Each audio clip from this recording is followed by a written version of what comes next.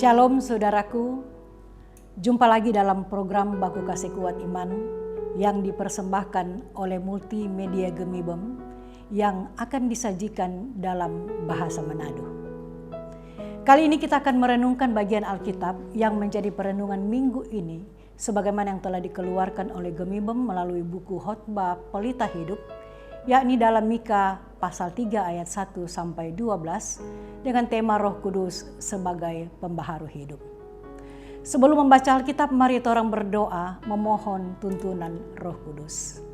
Mari berdoa. Terpujilah namamu ya Tuhan, sebab selama ini Tuhan terlalu pembaik patorang. Torang boleh ada sampai saat ini karena Tuhan yang kasih kesempatan patorang mau hidup di dunia ini. Karena itu Tuhan, di saat Tuhan kasih kesempatan patorang, maka torang le rindu mau baca Alkitab. Kau belajar apa yang Tuhan ajar patorang. Tuhan tuntun akang patorang dengan kuasa Roh Kudus serta hikmat daripadamu, supaya torang lebih mengerti dan mampu mau baking tu bagus. Makasih banyak Tuhan Yesus. Engkau sungguh-sungguh sayang patorang martorang nyanda setia pa Tuhan Yesus. Karena itu ampun akan patorang Tuhan, supaya torang layak mau dengar firman Tuhan. Dalam nama Tuhan Yesus torang berdoa. Amin. Saudara-saudara, mari torang baca dan dengar bagian Alkitab yang kali ini saya akan tuntun melalui bacaan dari Alkitab bahasa Indonesia sehari-hari. Mika 3 ayat 1 sampai 12.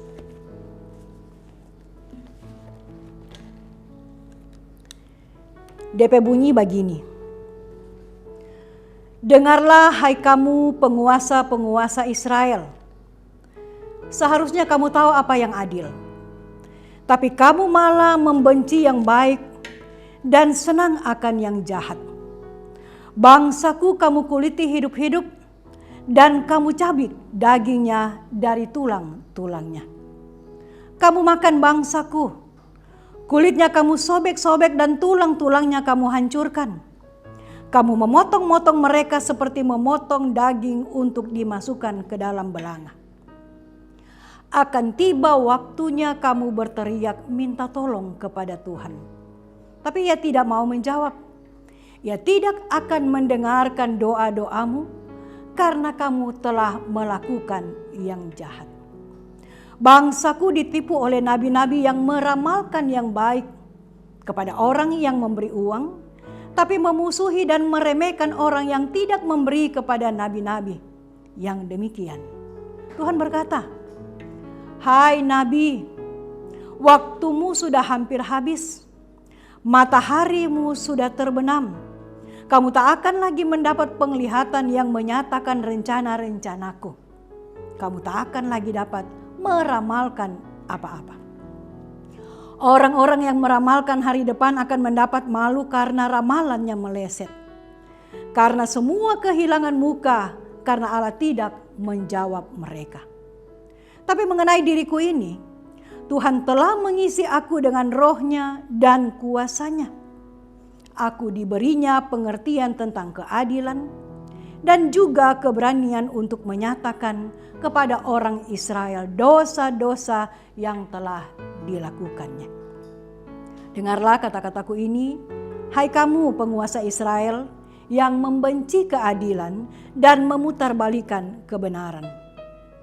Kamu membangun Yerusalem, kota Allah, berdasarkan pembunuhan dan ketidakadilan. Penguasa-penguasa kota memerintah untuk mendapat uang suap. Imam-imam mengajar hukum Tuhan untuk gaji. Dan nabi-nabi meminta petunjuk dari Allah untuk mendapat uang. Lalu mereka semua mengira Tuhan ada di pihak mereka. Mereka berkata, Tuhan ada di tengah-tengah kita. Kita tak akan ditimpa malapetaka. Karena kejahatanmu itu, Sion akan dibajak seperti ladang. Yerusalem akan menjadi timbunan puing. Dan bukit rumah Tuhan akan menjadi hutan belukar. Demikian Bacaan Alkitab kita di hari ini yang diambil dari bahasa Indonesia sehari-hari. Saudara-saudaraku pendengar program Baku Kasih Kuat Iman yang masih setia sampai saat ini. Bagaimana rasanya jika torang baku dapat dengan torang pemimpin dalam satu pekerjaan, dalam satu organisasi yang seenaknya menggunakan kekuasaannya untuk berperintah pada bawahan. Atau yang nyanda adil pada bawahan. Misalnya di waktu mau istirahat, mar cuma ada suruh bekerja terus demi mencapai keuntungan yang lebih daripada yang sebenarnya. Ataupun dengan cara apa saja yang menyakiti hati sesama. Biasanya kalau baku dapat yang pemimpin seperti itu, kadang-kadang orang mau bilang perasaan le mau tegur pada orang. Sabantar le orang yang kena DP akibat. Atau mungkin orang suka sekali mau bakritik pak orang lain. Tapi ketika orang tahu yang dorang ada backing sama dengan orang pikiran, maka orang ambil kesempatan dalam kesempitan, ikut menikmati ketidakadilan itu dan jadi ragu-ragu mau bakritik. Tapi Mika nyanda berpikir for DP kepentingan. Mika suka mau terjadi perubahan bersama. Mau robah tuh cara hidup dari para pemimpin. Dia yakin sekali kalau Tuhan suka kasih kepercayaan pada dia dengan kuasa rohnya untuk mau tegur pak pemimpin yang jabeking suka pak kaum yang lemah.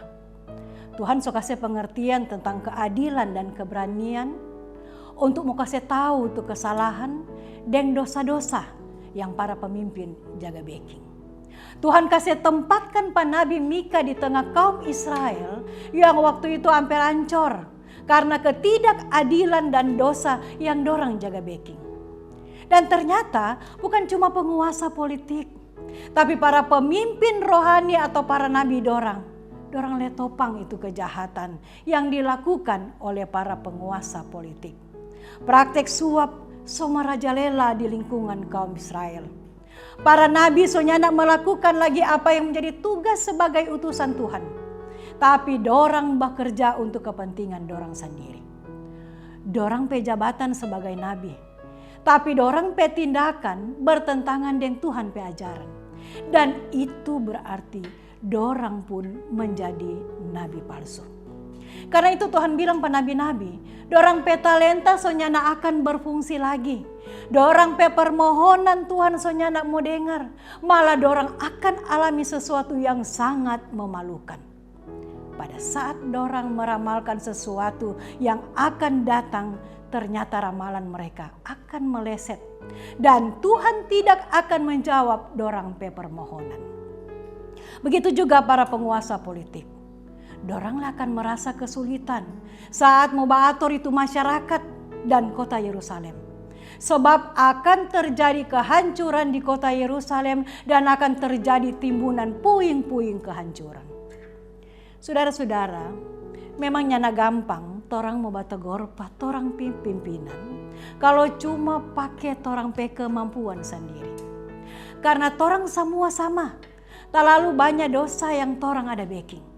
Tapi kalau torang berjalan dengan tuntunan Roh Kudus dari Tuhan yang kasih pada torang, maka torang mampu mau lihat itu keadilan dan kebenaran. Bahkan torang mampu mau kasih ingat pada orang lain. Asalkan torang mampu mau hadirkan itu dalam diri pada torang sendiri. Nah sekarang kalau torang batuntut keadilan dari pada orang lain, maka mari torang renungkan. Sudahkah torang berbuat keadilan dan kebenaran di hadapan Tuhan? Adilkah torang pa Tuhan Yesus ketika Tuhan so kasih hidup dan torang so nikmati hidup ini. Sementara torang nyanda bersyukur pa Tuhan. Mau balas saja Tuhan pe baik, torang masih jabaku hitung dengan Tuhan. Mau suka pi ibadah mar, mau baku riki kasih kelar itu kerja. Mau suka pi ibadah mar, nada orang mau jaga torang pe usaha. Nanti jo lain kali, masih banyak kok kesempatan mau ibadah. Saudaraku, apakah torang tahu torang pe waktu masih banyak? Sementara selama ini yang kasih waktu pak torang cuma Tuhan. Adilkah torang pa Tuhan ketika Tuhan so kasih berkat mar torang masih zaman nyasal mau kura akang torang pe penghasilan kalau mau kasih persembahan atau sampul syukur atau topangan pelayanan lainnya. Lantaran torang masih mau hitung torang pe kebutuhan keluarga yang terlalu banyak.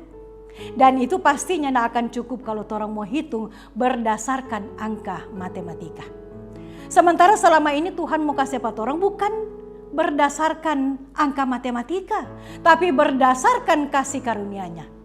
Dan kalau torang mau hitung itu kasih karunia yang torang terima dari Pak Tuhan, sebenarnya nyanak mau dapat ukur. Sehingga sangat layak bagi torang untuk mau balas itu Tuhan pe kasih karunia Pak torang. Torang bilang torang sangat bersyukur Pak Tuhan, tapi torang pe tindakan hanyalah sebuah kepalsuan.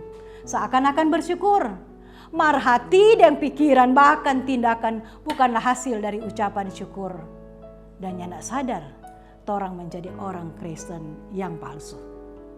Saudara-saudara, jangan batuntut keadilan dan kebenaran kalau selama ini ternyata torang pun nyanak adil pa Tuhan.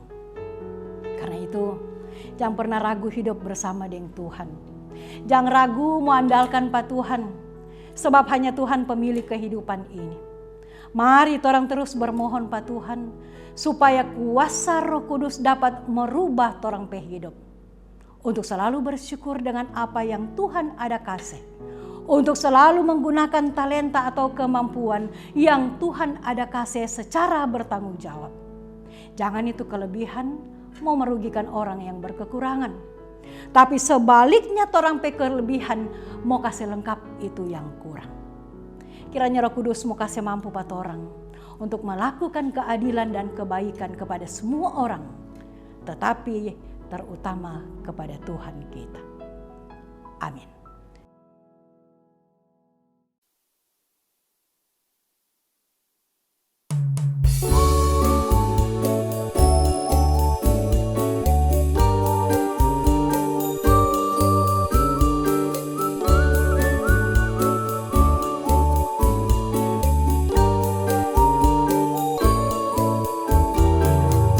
Apakah kau payah mencari-cari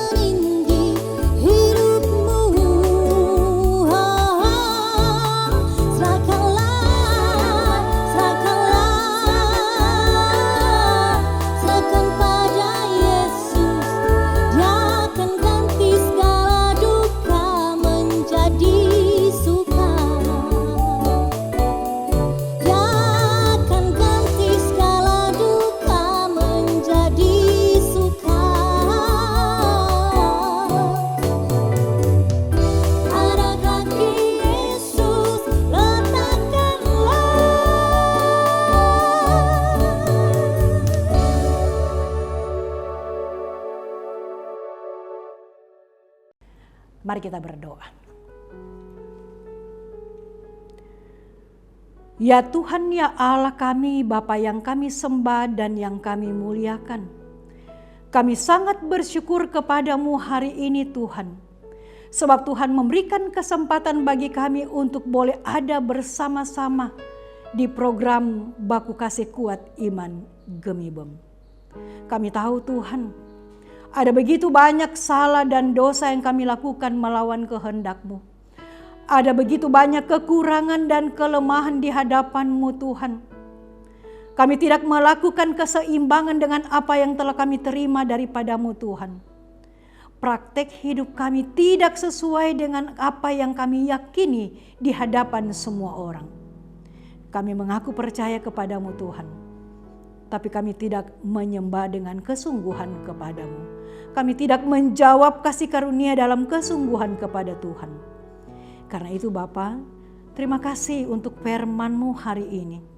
Kiranya akan terus mengingatkan kami untuk selalu setia kepadamu Tuhan dalam keadaan apapun juga.